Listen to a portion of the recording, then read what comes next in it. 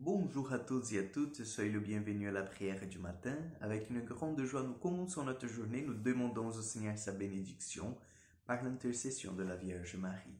Au nom du Père, du Fils et du Saint-Esprit. Amen. Je vous salue Marie, pleine de grâce, le Seigneur est avec vous. Vous êtes bénie entre toutes les femmes, et Jésus, le fruit de vos entrailles, est béni.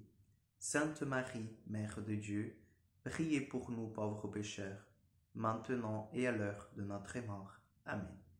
Notre-Dame du Mont Carmel, priez pour nous. Chers amis, nous sommes au 1er octobre et nous sommes dans le mois de la mission, le mois des missions. Voilà, nous prions aujourd'hui pour tous les missionnaires, nous prions aujourd'hui pour tous ceux et celles qui développent une activité missionnaire au sein de l'Église. Et bien sûr, nous ne pouvons pas oublier qu'aujourd'hui c'est le jour de la petite Thérèse, Thérèse de l'Enfant Jésus, Thérèse de Lisieux. Voilà, donc c'est aussi la patronne de mission, avec Saint François Xavier. Et vous savez bien que Sainte Thérèse de l'Enfant Jésus, elle était carmélite, elle se fait carmélite à l'âge de 15 ans, avec une autorisation spéciale du pape de l'époque.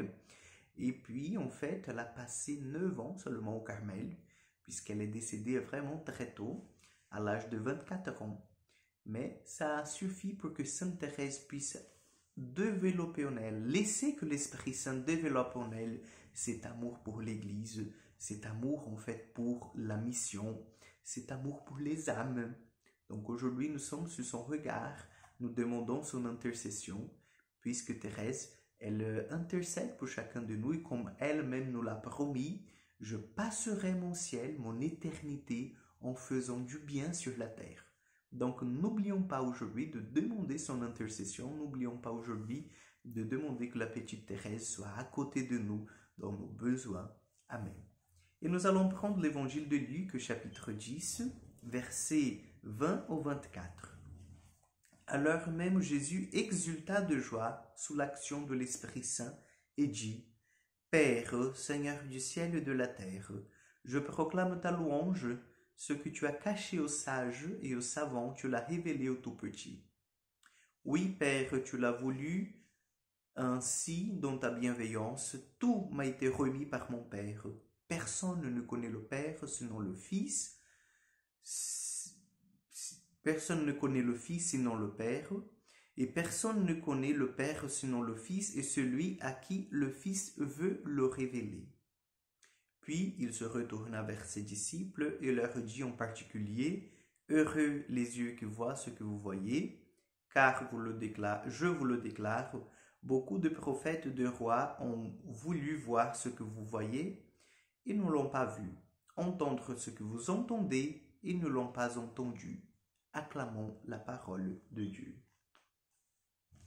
Chers amis, c'est mystérieux le chemin du Seigneur. C'est mystérieux cette voie qui nous mène au salut. Aujourd'hui, Jésus il exulte de joie dans l'Esprit Saint en disant: Père, je te remercie, je te rends grâce, car tu as caché ce genre de choses profondes sur le mystère du royaume des cieux à ceux savants qui ont passé toute leur vie en train de faire de recherches, de lire les Saintes Écritures, et tu l'as révélé au tout petit, parce qu'il t'a plu, Père, de faire comme ça, et parce que tu es un Père d'amour. Et aujourd'hui, chers frères et sœurs, le jour de Sainte Thérèse de Lisieux, nous voyons tout à fait cela. Thérèse, cette petite carmélite qui était derrière les grilles d'un Carmel, a été proclamée en 1997 patronne de mission. Alors comment ça se fait? Elle n'a jamais quitté son Carmel. Quelle mission Thérèse a développée? La mission de la prière, l'apostolat de la prière, de l'amour, du sacrifice pour l'Église. Thérèse a compris, en lisant les lettres de Saint Paul, notamment le chapitre 13 de la deuxième lettre aux Corinthiens, que dans l'Église, il y avait plusieurs missions, mais que dans l'Église, la charité, elle était en fait la vertu la plus importante et celle qui donnait en fait le sens et la vitalité de la mission de l'Église. Et là, en fait, elle a compris que dans le sein de l'Église, elle devait être l'amour.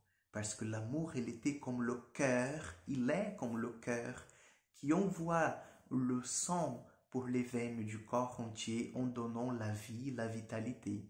Et là, elle a compris que lorsqu'elle aime, elle fait que l'Église grandisse, elle fait que les missionnaires reçoivent cette force qui est pompée du cœur, en fait, de l'Église, que c'est l'amour lui-même. Voyez que c'est beau cela. Mais Thérèse, cette petite sainte qui n'avait pas beaucoup d'études, qui n'a pas fait de gros études, qui n'a pas fait de licence canonique, etc., a découvert cela grâce à cette révélation du Seigneur par sa parole. Donc le Seigneur, il nous révèle les choses, chers frères et sœurs, lorsque nous voulons vraiment être branchés à lui, lorsque nous voulons vraiment nous mettre à son écoute. Donc demandons au Seigneur aujourd'hui qu'à l'exemple de Sainte Thérèse de l'Enfant Jésus qui vient nous apprendre cette voie de la confiance, de l'enfance spirituelle, nous soyons aussi comme des enfants toujours prêts à recevoir du Seigneur cette instruction. Amen. Le Seigneur soit avec vous.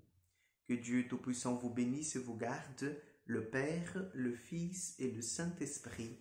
Amen. Bonne journée à vous, que Dieu vous accompagne et à mardi pour encore une prière du matin.